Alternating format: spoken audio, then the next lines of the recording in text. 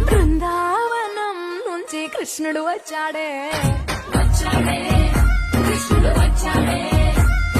యమునా తీరాన ఉన్న రాధను చూశాడే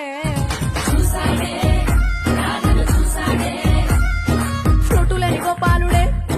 సుటు వేసే భూపాలుడే వీసమొచ్చిన పాలుడే